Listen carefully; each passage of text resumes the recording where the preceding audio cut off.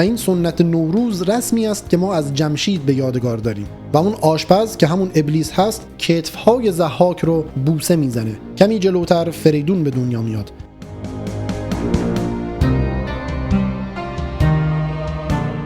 بعد از پادشاهی کیومرث، هوشنگ و طهمورث، جمشید به پادشاهی میرسه. پادشاهی جمشید دیگه 30 سال و 40 سال نیست، 700 سال پادشاهی جمشید طول میکشه و در این دوره همه موجودات مطیع جمشید هستند، نه فقط انسانها، و به نوعی یک پیشوای دینی هم هست. جمشید هم ادامه راه پادشاهان قبلی رو میره در توسعه تمدن بشری، اما با جزئیات بیشتر و کنترل بیشتر. 50 سال اول پادشاهیشو صرف توسعه تجهیزات جنگی میکنه. شمشیر، نیزه، کلاهخود، زره، خفتان لباس ابریشمی است که زیر زره پوشیده میشه. در واقع زره یک چیز فلزی هست، خفتان رو زیر زره میپوشن که زره قابل تحمل بشه. حالا جلوتر باهاش کار داریم. 50 سال دوم رو به توسعه صنعت نساجی میپردازه که مردم به لباس دسترسی داشته باشن، نه فقط لباس‌های جنگی بلکه لباس‌های عادی، ابریشمی، نخی، کتانی. 50 سال بعدی مردم رو گروه بندی میکنه که هر کس به یک شغلی مشغول بشه. پارسایان و پیشوایان دینی، جنگجوها، کشاورزا و صنعتگرا، و به این شکل بیزینس و صنعت رو گسترش میده. 50 سال بعدی دیوها رو دوباره به خدمت میگیره. ظاهرا مهندسای خوبی بودن و شروع به ایجاد ساختمان‌ها و کاخ‌های بلند میکنه. پزشکی رو گسترش میده. میگن در دوره پادشاهی جمشید هیچ کس مریض نمیشد. کشتیرانی راه میندازه و کشورهای مختلف رو فتح میکنه. معادن رو استخراج میکنه و الان دسترسی به سنگ‌های قیمتی داره. و بعد از همه اینها جمشید خودش رو یک پادشاه بزرگ میبینه. یک تخت جدید و با شکوه برای خودش میسازه، پر از جواهرات، تخت جمشید.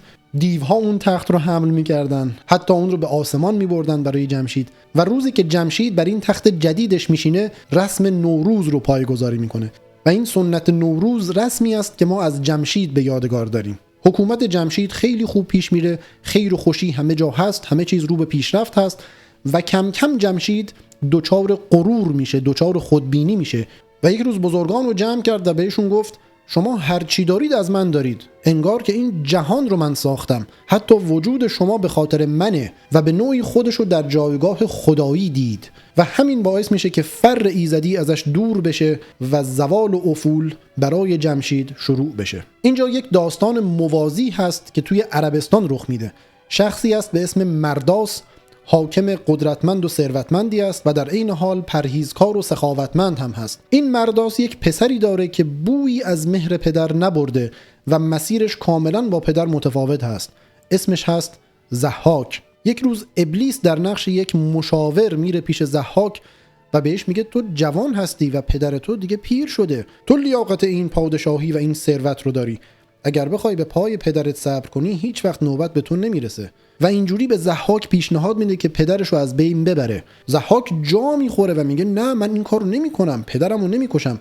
اما کم کم با وسوسه های شیطان راضی میشه که پدرش رو بکشه. یک شب که مرداس میره توی یک باغی برای مناجات و عبادت شبانه، ابلیس یک چاله‌ای جلوی پای مرداس میکنه و مرداس توی اون چاله میفته و از دنیا میره و ضحاک میشه جانشین مرداس و حاکم اعراب. ابلیس که میبینه همه چیز طبق برنامه پیش رفته، این بار در نقش یک آشپز ظاهر میشه و خودشو به دربار ضحاک نزدیک میکنه و به مرور وعده های غذایی ضحاک رو گوشتخوارانه تر میکنه.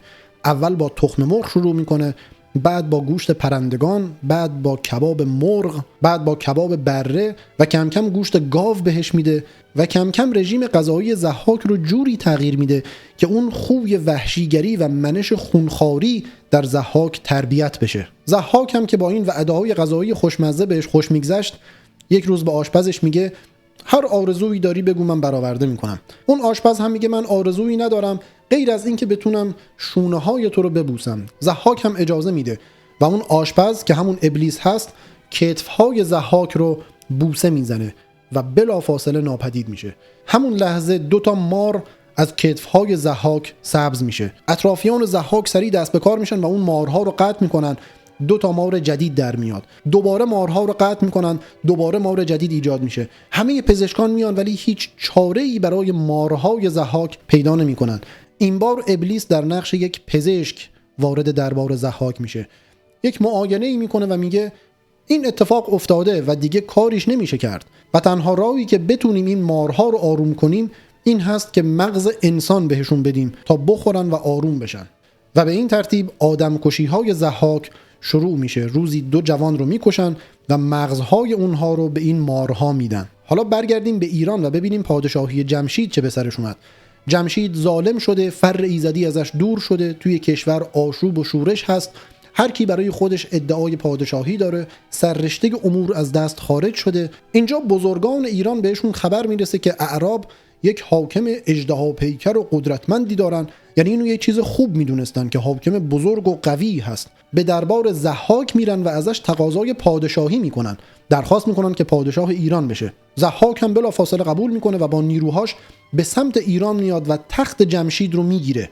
جمشید هم فرار میکنه و تا 100 سال کسی جمشید رو نمیبینه، تا اینکه بعد از 100 سال جمشید رو کنار دریای چین پیدا میکنن، اونو گیر میندازن، میارن پیش ضحاک و ضحاک هم به شکل فجیعی اونو میکشه، با اره جمشید رو نصف میکنه و به این ترتیب ضحاک رسما میشه پادشاه ایران و پادشاهی ضحاک 1000 سال ادامه داره. اولین کاری که میکنه اینه که خواهران جمشید رو به عقد خودش در میاره، شهرناز و ارنواز، و به اونها بدسیرتی یاد میده، رفتار اهریمنی بهشون یاد میده مثل خودش. و برنامه روزانه ضحاک هم این هست که هر شب 2 ایرانی جوان رو به دربار میارن، میکشن و مغزشون رو میدن به اون 2 تا مار بخورن تا آروم بشن. ضحاکی که روز اول در برابر کشتن پدرش اونجوری مقاومت میکرد، الان تبدیل به آدمی شده که کشتن انسانها براش مثل آب خوردن هست. اینجا 2 تا آشپز ایرانی پیدا میشن، از روی خیرخواهی خودشون رو به دربار ضحاک نزدیک میکنن تا به نوعی جلوی این آدمکشی رو بگیرن. و این 2 آشپز همون شب اول میبینن که گشتی های ضحاک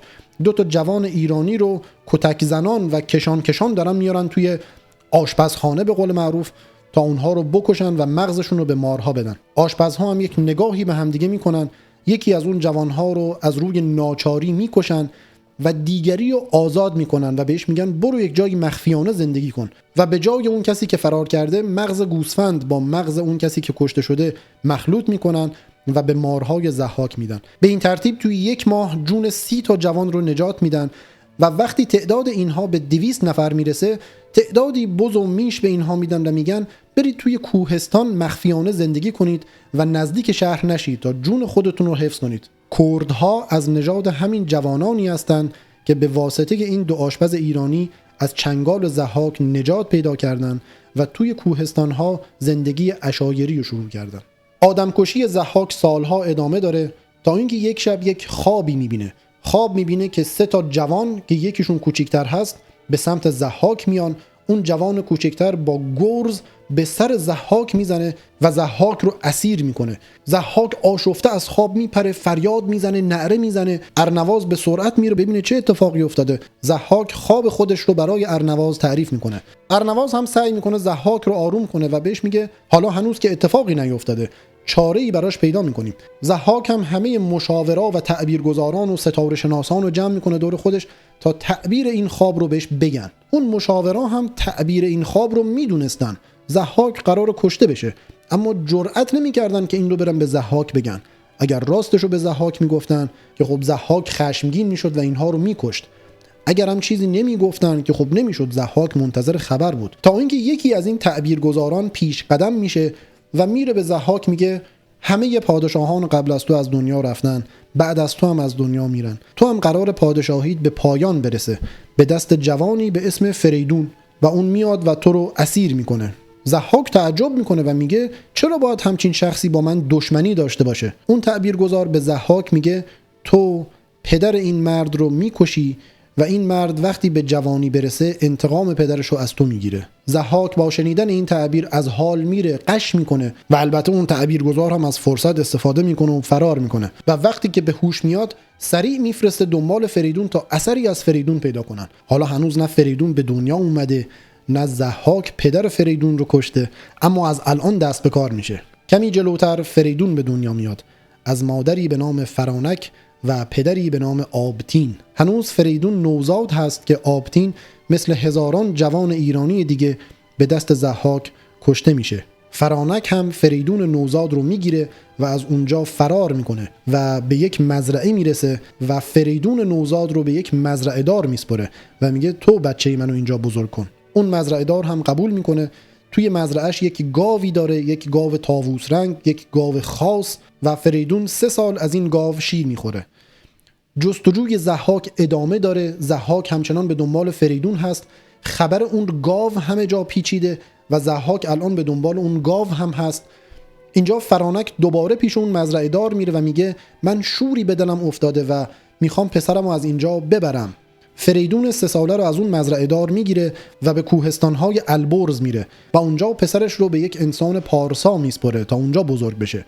گشتی‌های ضحاک به اون مزرعه میرسن، اون گاو طاووس رنگ رو میکشن، تمام 4 پایان اون مزرعه رو میکشن، اون مزرعه رو به آتش میکشن، اما اثری از فریدون پیدا نمیکنن. فریدون هم توی کوهستان‌های البرز مخفیانه زندگی میکنه تا سن 16 سالگی که به سمت مادرش برمیگرده و از مادرش میپرسه من کیم؟ جریان من چیه؟ پدر من کی بوده؟ و فرانک همه اینها رو برای فریدون توضیح میده که پدر تو آبتین بود، از نژاد تحمورس بود، توسط ضحاک کشته شد، تو پیش یک گاو بزرگ شدی، ضحاک اون گاو رو هم کشت و بقیه جزئیات. فریدون با شنیدن سرگذشت خودش عصبانی میشه و به مادرش میگه من تصمیم دارم همین الان برم و انتقام خودم رو از ضحاک بگیرم. فرانک جلوی فریدون رو میگیره و بهش میگه راه و رسم انتقام این نیست.